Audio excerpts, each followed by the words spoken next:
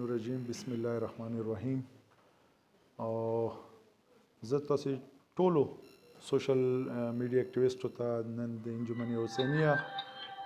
تر اتللې باندې خوش آمدید یم او د خوشحالۍ اظهار کوم. هغه ملګري مو کلیام دعوت کړی و او هغه ملګري راغلو چې چا څه احساسي ذمهداري وه چې هغوی دا ضروري وګڼله چې د انجمن حسینیه دا میټینګ چې راوخته دی یقینا څه اهم موضوع باندې به وي او بهرحال څومره راغلي یو موږ په سر سترګو قبول یو او خوش آمدید ته یو او انشاءالله که دی ورته څوک نه دي راغلي کوشش به کوو چې بل انداسې پروګرام وشي هغه کې هر وشي او خبره بیسلیس خبر اپ کار دی نه و چې ویلي چې ورسته سپینوای نشي بیا مطلب څه په خرابېږي نه بیا ډېره بده خبره ده. امام متعلق یو هغه سوشل میډیا حوالې سره څه ما ته اپالوجي لیټر کله رامخته کړو که نه چې ته دغه باندې ساین وکړه نو ما هغه ساین نه انکار وکړو دې وجې ما انکار وکړو. ټیک ده ما ته لږ څه تکلیف میلاو شو خو بهرحال هغه نه ووتو. موږ یو چې احساسي ذمهداري یو ځوان کې په کار دی چې وي. دویمه دا دی چې موږ سوشل میډیا کوم اراکین مو راوغوښتو دې دپاره چې موږ د نوې انجمن حسینیه کوم راغلی دی نهایت صاحب په سرکردګۍ کې موږ یو سوچ دی چې موږ د معاشرې څومره طبقې دي هغه په کار دی ځان سره یو ځای مخته ځان سره بوځو. دا نه چې موږ ته نه مخکې روان وي څوک رانه وروسته روان وي څوک رانه مخکې روان وي. او هغه نه علاوه سوشل میډیا خصوصا چې استعمالوو په کار دی قومي مفاده هم فکر ونیسو هم سوچ وو او قومي مفاد مو مد نظر وي. دا نه وي چې زه داسې خبر وکړم چې هغه نه قومي هغه ته امورو ته نقصان میلاویږي. بیګا شپې یوه ویډیو شوي دی او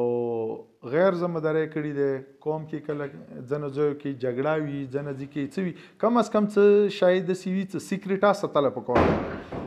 ما نه کېدای شي داسې خبره غلطه ووځي یو پروګرام کې یا مطلب یمو چې کومره مذاکرات کیږي یا څه کیږي سوشل میډیا والا منوان هغه په کار نه دی چې هغه شیر کی په کار دی هغه کې هغه وکړي ځنه خرابه خبره هغه وزغمي یا کاټ کی بهتره ده. او سوشل میډیا باندې تاسو یو بل شی کس وي چې دومره غلطه طریقې سره خلک استعمالوي چې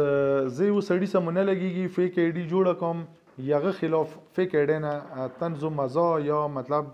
توهین امیز یا مذهبي هغه خلاف څه کومې خبرې کیږي کور مې کې څومره طبقې دي هغه یو بل خلاف څه کومه دغه کوي. زه ښیم چې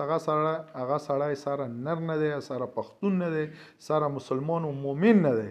چې هغه خپل آی ډي نه یو کار نشي کوی او هغه بیا فیک آی ډي سهار اخلي یا دغه چا توهین و تضحیک کوي. دین علاوه اخري خبره دا ده چې ایمو قوم کې ډېرې مسالې دي هغه به تاسو وقتاً فوقتاً انشاءالله تاسو به اویر کېږئ لکه خصوصا اوس یوه مسله زه ښیم نن خو موږ میډیا سوشل میډیا استعمال باندې خبره ده خو یوه بله خبره ده چې تاسو مدد او تعاون کوي که نه هغه شیونه مو ختموی شو. هغه کې ده منشیات بیګا شپې مو یو ځای کې مړی کې وو هغه ځای کې مړی څه وخوړلی شپله هغه یو نانوستي د دوی موجودګۍ کې سکرټري صاحبه و یوه خبره دا وشوه چې منشیاتو باندې کلو په کلو یا قومو په قومو دورې یا څه کوم ایمو